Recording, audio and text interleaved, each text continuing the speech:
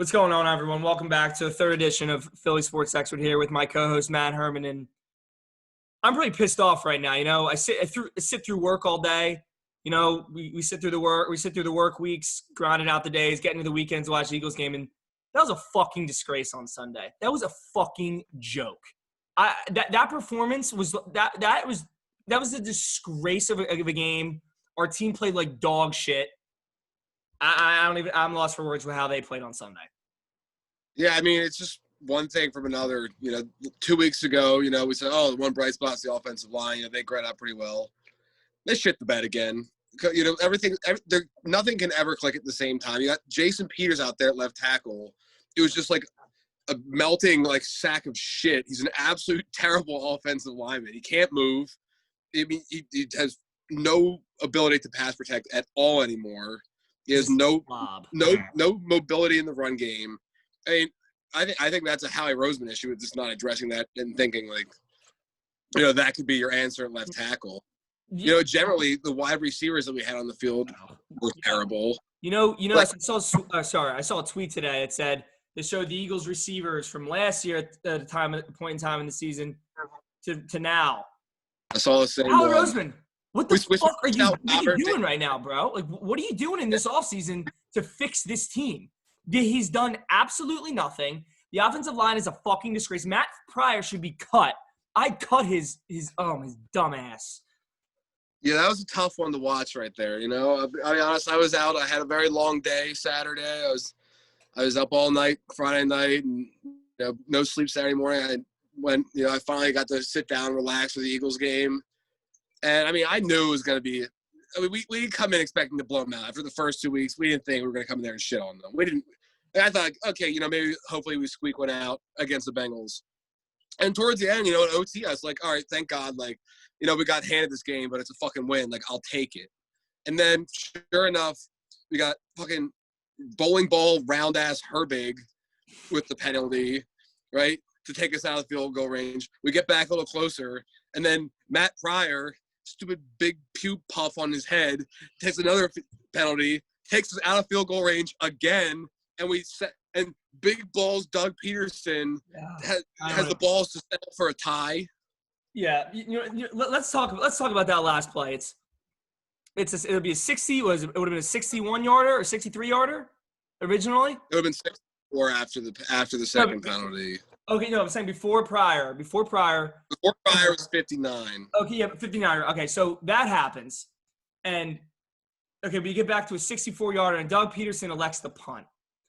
What does that say that his feelings towards not only this team, but to his quarterback? On a situation like that, Doug, you talk about having these big balls. Doug Peterson wrote a book about being fearless after the 2017 Super Bowl title. Where's that? He calls a Philly special in the Super Bowl. 2 plays later, he goes for it on his own 40 to 43-yard line in the Super Bowl against arguably the best coach and best quarterback tandem of all time. But now he's scared to go for it on 4th and 12 against the Bengals. Doug, are you shitting me? You make Carson Wentz look like an idiot now. Yeah, you know what I mean? I'm gonna be honest. It looks like they're resting on their laurels a little bit still. Even after the Super Bowl, it's like Howie Roseman. What's the best move he's made since 2017? What's the best win Doug Peterson's had since 2017? Yeah, they scrounged away in the playoffs. They had a couple, good wins. Like the Bears game was great, which we should have lost, right? Yeah. We squeaked in the playoffs the next year. That went terribly because Carson went out again. And, it's just when are they going to realize, this isn't the same team? You can't just rely the momentum is gone. The Super Bowl window is closing. Yeah. And if you want to try to salvage this, and turn into a team that is consistently relevant for a long time, you got to figure out some kind of game plan to not just take these bullshit draft picks, these horrendous old free agent signings who are not going to contribute at all. They're going to be injury prone. And the Eagles, I think, I saw the second most expensive payroll in the league. And all that team is, there's good players for sure. All that team is a bunch of old, overpaid, past their prime guys.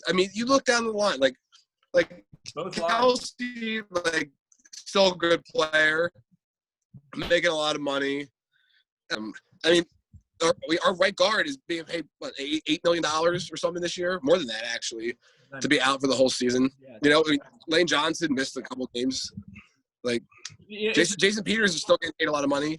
I can't even watch Jason Peters anymore. How many times have we seen Jason Peters go down? Just like, Jesus Christ, man! Like, get your ass up, or like, just stop playing. Like, I understand what he's done. He's a Hall of Fame player, but enough's enough, Jason. Like, when he went out, I said, I guarantee you, his fat ass is back out there at left tackle next week. Yeah, it's gonna be some stupid. You see what it was? He got kneed in, or like a shin to the knee or something like that. Like some little like he's too fat. Young Jason Peters was an athletic tackle. He relied on that as his ability to like get ahead of people, and now he's got like a straight up beer keg like strapped to his stomach and like leans forward when he walks. I don't get it. Yeah, I don't understand why they have so much faith in this guy, and I'm just so frustrated with that last drive. It was just terrible. It was just they had enough time. I want to hear they had enough time. You're telling me you think Joe Burrow would have been able to complete a 12-yard pass in 41 seconds after the kick if they missed it? Been around 40 seconds, and then they would have had a long field goal. That was just Doug. I'll be honest. That was just Doug Pearson giving up. Yeah, I'll be honest. I wish, like, obviously it would have been sick, kick the field goal, make it, win the game. I wouldn't be surprised the way this team has just been shitting their pants this whole season if we went for it and got the field goal blocked and taken back to the house for a game-winning touchdown. I wouldn't. That's what I was expecting to happen. I said to DeWalt, I said, incoming blocked PAT, but thankfully, or blocked field goal. Thankfully, Matt Pryor beat me to it and just took us right out of the field goal. You know what? I was in the beginning. I remember when Herbig started over Pryor. I was like, what's going on here? I see why now. Matt Pryor is fucking horrible. Herbig had a bad penalty on that drive too. He had the holding penalty. He's an undrafted guy. Literally can't move. Take 3 steps to his left and right. Like, dude, let's get in shape, my man. Like, you're an offensive lineman. Yeah. All right, let's talk about Wentz here. Wentz is like the big topic right now around Philadelphia, and I don't even know what to say about this kid anymore. He played horrible Sunday. Look how many missed throws he had. The one down the sideline to Sanders. The first interception he threw was terrible. The second one was even worse to Ertz. I think he made one really nice throw later in the game down to Ertz over the shoulder. That was a nice throw. It was a nice play by Ertz. Nice catch. But something's wrong with him. I don't know if he's in his head or he's looking over his shoulder because Ertz. What's going on with this guy right now? I saw like Pro Football Focus, whatever came out of the thing. Carson Wentz has 12 turnover-worthy plays this year. The second highest quarterback, I think, is Dwayne Haskins with 6. So Carson Wentz has like put the ball at risk twice as much as the second worst quarterback this year. He has. Here's another stat for you. If Carson Wentz if Russell Wilson threw 64 interceptions in a row, he would still have a higher passer rating than Carson Wentz does this year. Yeah, here's a funny stat. I saw it today. If you look at the quarterback efficiency of this season so far, Russell Wilson's having an incredible season. We know that. He's an MVP candidate. You know who's dead last? Carson Wentz. Carson Wentz. He's right there with like Dwayne Haskins, and it's a damn shame watching this guy play football. Like, you know what, people say you can't run screenplays. Like, they can't run screenplays because Carson Wentz can't make a goddamn throw 5 yards. He's just he can't read the defense. People talk about him being this smart quarterback. I don't know where they see this intelligent mind he has. He can't read a defense right now. He's hesitant. There was a play where Jackson cut across in the slot. It was wide open, and he didn't throw the ball to him down by in the red zone. I will say this, though. He did show some fight, and he did show some heart at the end of the game for making those runs and diving in the end zone. I was happy to see that. But I don't know what's up with this kid right now. And honestly, like, hopefully, like, he gains a little confidence from that overtime. Because, I mean, he's the one – he got us there. I liked him, making that dive for the pylon. That was the same exact way that he went in the end zone against the Rams back in 2017 and tore his ACL. But I think it was big to see that confidence back and, like, diving in there, like, like kind of like a little like glimpse into the past of like aggressive Carson It was like, Wentz. fuck you, I'll do this myself. Yeah, no, absolutely. And then it's not his fault that we didn't win the game in overtime. But like No, not at all. He could have like made a Superman play to win, but he played well enough in overtime for us to win that game. You know, look where we got the ball. I think we look at the overtime. I think it's on Doug Peterson. I think his play calling has been pathetic. Miles Sanders has been great. Besides the first carry of the first game we fumbled, he's been great. He's elusive back, and I don't understand why he only saw how many touches did he have in the second half? 7? Yeah, something like that's a weird number. Like Doug, run the goddamn ball. Like, why are you not handling the ball when your quarterback has arguably been the worst quarterback in all of football for the first 3 weeks? Hand Miles the fucking ball. It's comical with this team at this point. It is comical watching this team play. And you know what? Here's the funny point. Like I am as upset about the Eagles as anyone else. But here's the bottom line. We're lucky right now. Right? The Eagles are a lucky team. We're lucky that the rest of our division is a bunch of shitheads just like we are. We're half a game out of first place right now. And we can't play much worse. Do you think Doug's decision tied into that? Knowing, like, well, I'm not in a decision with, like, a Steelers team or a Ravens team or, like, a Chiefs team where you got to win 10 to 12 games. In our division, you win 7, 8 games, you're probably winning the division. Do you think Doug took that into account where you're like, okay, you know what? We walk out of here 0-2-1 instead of 0-3. You think that could be that could almost set us up? I don't think he thought about that in the spur of the moment. Because, I mean, the other games, like the Cowboys game wasn't even over by then. So, like, you wouldn't be able to, like, look at the seating and stuff. Yeah, no, that's a good point. I don't know why he's not taking this aggressive mindset. I mean, I think it really just shows he's not confident in the quarterback. Yeah, I'll be honest with you. Like, yeah, the Cowboys, like, have kind of shit away 2 games. The Cowboys are a lot better than we are right now. Like, you look at the points they scored, their offense is good. Yeah, they've like Dak Prescott couldn't pull out the win. They gave the Seahawks a great run for their money, and the Seahawks are a great team this year. Yeah, I mean they dropped 44 points against the Falcons, right? Something like it was one of those teams. I think it was the Falcons. I know the Falcons. One of the red teams. But I can't look at the Eagles' offense. I can't imagine them easily scoring in the high 20s right now. Like, everything is a grind with them. And you know what the worst part is? Friction. This team has a really good shot to start out 0-4-1 or 0-5-1. Yeah, we got some tough games coming up. What do they have next week? They have the who do they play this Sunday? They play the Steelers, right? Yeah, I don't. No, they play the 49ers. They play the 49ers. Normally, I'd have this memorized, but I've lost a little enthusiasm for this team right now. It's I don't even know what do you do? I know people were saying that you bench Ertz, and I know you bench Wentz. I know Doug Peterson came out and said that's not something you do right now. Like that's like you don't do that. You don't bench Carson Wentz. But I will say, if he does not perform this season, someone's got to go. It's either Howie, Doug, or Carson. You got to make a decision because let's be real here. Let's be true, honest Philadelphia fans right now. They have sucked since the Super Bowl. The year after, they were not a good team. In 2018, last year they were terrible. Super Bowl hangover.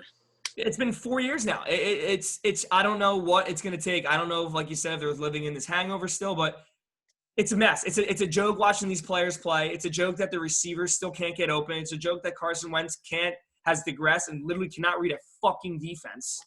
Yeah, here. Let me just make a reference to you here. Remember, compare for a second, if you will, the 2017 Eagles Super Bowl and the 2008 Philadelphia Phillies World Championship. What happened the year after the 2008 World Series? Phillies went back to the World Series, but they've never. And then we went back to the playoffs. They didn't make it as far.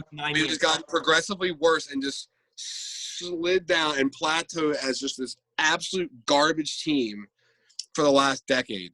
And I think the Eagles have to act fast and figure out where they're going because we're pretty well into that same path that the Phillies followed and that we've been dealing with the misery for since we were, 7th grade was the last time the Phillies made the playoffs. I don't want to see that out of the Eagles. And they're starting to show signs that, they might slide. I mean, they're owed paying a lot of money to players who I just don't know if they're like the guys that are going to help you get back there. I just don't know how they're evaluating this talent. Like, the drafting has been horrible. I mean, they create this optimism in training camp and in the offseason about how Jalen Mills can move over to the safety position. They tidied up the back end. They added more depth to the defensive line. Carson Wentz is getting healthy. Oh, they draft Jalen Reagor. They get Marquise Goodwin. Yeah, he opted out, but it's been horrible. Their linebackers are the worst in football. Nathan Garrett, I was high on Nathan Garrett. I thought he was a solid player. He is horrible. Nathan Garrett is a terrible linebacker. Yeah, he's terrible. I don't understand why they don't value the linebacking position. That's your tackling unit on the field. You look at all of the linebackers we've let walk in the last few years. Yeah. Nigel Bradham, Nigel Bradham, Camu, Grugier Hill, and Jordan Hicks. Jordan Hicks is the captain of the defense at Arizona now. Yep. It's a much better team than we are right now, and he would be easily the leader of our defense right now. But we worry about the injury problems because we've solved those since then. Yeah, we were worried that him being injury prone was a problem, not the fact that our training staff is a bunch of goddamn morons. So I don't understand how that many people get hurt. Like, you have Brandon Brooks, who is an athletic specimen, in 24 months tears both Achilles in separate incidents. Like, I don't know if it's not proper stretching or training regimens, like they're tight for some reason. All the soft tissue injuries. Yeah, guys tearing their fingers, their finger tendons, their ACLs, shoulders. Yeah, it's the Sixers have had injury problems, the Phillies and the Eagles. It's the same thing over and over again. And building off your point about being having that underdog mentality, right? What did do you hear what Brandon Graham came out and said? He was we've been underdogs ever since, we're always looked down upon. It's Brandon Graham, I like Brandon Graham. Shut the fuck up. What are you talking about? Stop using underdog mentality with this team. That was you are the underdogs rightfully because you suck. Because they suck. They're a terrible your own fans are looking down at you and ranting on you. It's not they're underestimating us. No, we look out there and we see a bunch of turds running around the field and just an absolute dumpster fire of a game. I will say though, I think Joe Burrow I think he's gonna be legit. I think that kid's great. But you cannot let that kid who's a rookie in the NFL coming into Lincoln Financial Field. I understand there's no fans, but you can't let him have that success. You can't. No. I mean, the one guy from Bleeding Green Nation predicted a tie. That's just the mentality that Eagles fans have right now. It's just expect mediocre to piss poor performance and just be angry that it happened, but you're not surprised. And here we are. Let's hopefully next week the cycle breaks. I don't understand why Doug Peterson went from Super Bowl hero to now I can't even call a goddamn play. It's every time we incomplete on we run on second down and third down, we're third and long, and your quarterback fucking sucks right now, can't complete a 10-yard pass. So it's I really would like to be a fly on the wall in that organization. Just what are the dynamics between the trio of Carson, Doug, and Howie? Is Howie the one who's telling Doug is Howie the one who made the decision between Doug or to give Carson that huge contract and tell Doug hey Doug, I don't care if you agree with our evaluation, this guy's your quarterback for the next 5 years. Yeah. And this is the you're getting. I don't know how much input Doug has into that. I don't know how much input Carson is having into the offense and what his relationships does he go over Doug's head to Howie with stuff? I mean, who knows? Nothing would surprise me right now because of how dysfunctional that relationship is. Yeah. When you saw after the game, Doug Peterson, they asked him are you worried about Carson regressing in year 5? He was I don't know. He didn't even really defend him. He was just yeah, it's a problem. He stinks. Yeah. Look, there could be a dysfunctional front office right now. Who knows? How his head's getting called. People are starting to question Doug. People have certainly started to question Carson. So I don't know. I don't know what this team can do right now. Doug is. He's come out and said this. They're playing stupid football. They're not playing smart football. They're not being efficient with their time. Carson Wentz isn't playing well. Nothing's going right now, and I don't know how you change it. let's call up Brian Dawkins. Let's get him in here. I think he could have something to say about it. I agree. I mean, it's tough to watch, and hopefully, every week we add something, because odds are it's like statistically significant how terrible we're being. Like, it is, like, there has to be some regression to the mean at some point. Like, you can't.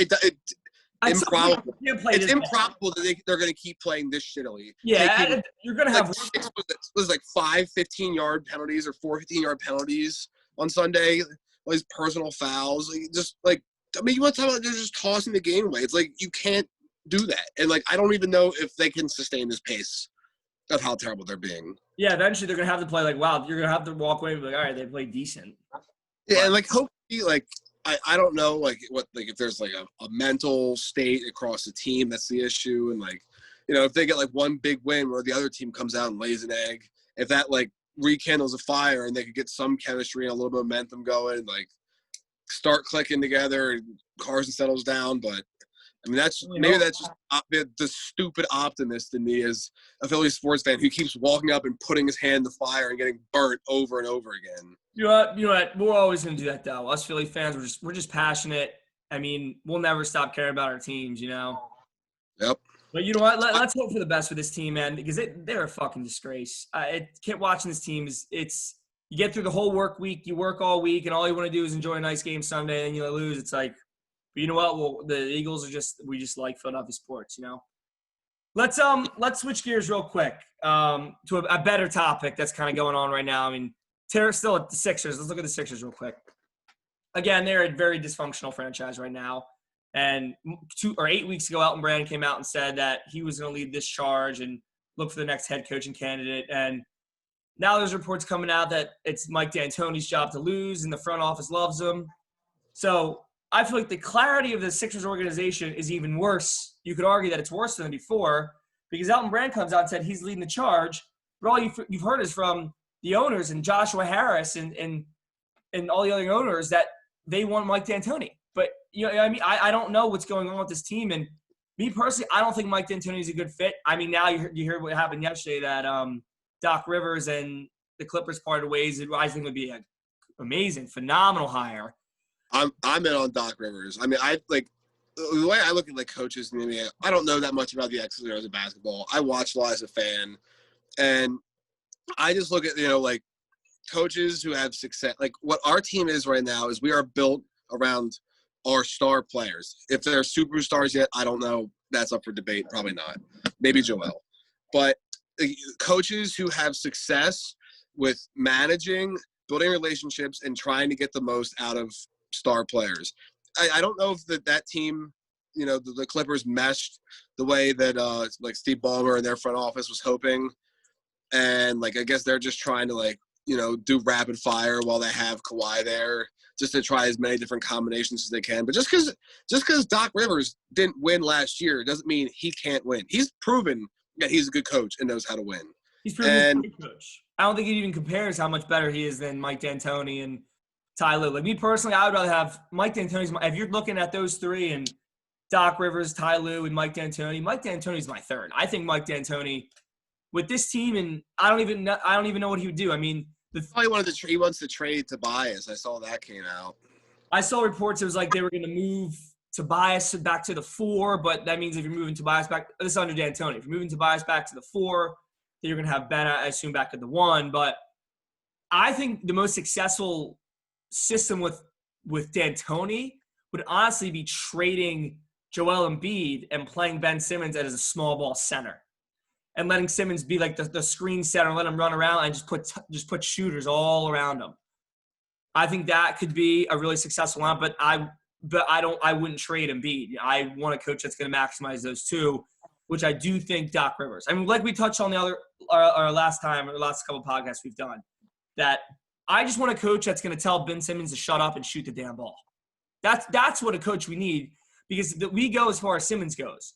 So if Ty Lue's the guy, or Doc Rivers is the guy, or Mike D'Antoni is the guy that's going to come in and get Ben Simmons to shoot and stop being scared to shoot the basketball, then that's what I want as my coach. I want someone that's going to hold him accountable and say, Ben, grow the fuck up and shoot. I agree 100%. I mean, I guess hopefully there's a decision coming sometime in the next few days, and then they get out and tell us kind of like what their plan is, and we can go off that. But Yeah, hopefully then we can get rid of Al Horford's old ass. Get him out of here. He's horrible. Yeah, that was terrible. I don't even talk about Al Horford. Yeah. Hopefully I don't ever have to talk about Al Horford again. Hopefully he's just gone. Al Horford will only play good when he's against the Sixers in the playoffs and hit those like top of the key three or top of the key jump shots or like right at the top of the 3-point line in the arm. Shut down Joel Embiid. Yeah, could defend Joe. So yeah, we'll see. You know what? So thanks again everyone for tuning in. Hopefully this Sunday is a better performance out of our team right now with the Eagles. I know it's been rough, but let's hope for the best. They can't play worse, like you said. They're only going to get better. So we'll be back here again. Thanks everyone for tuning in, and go Birds.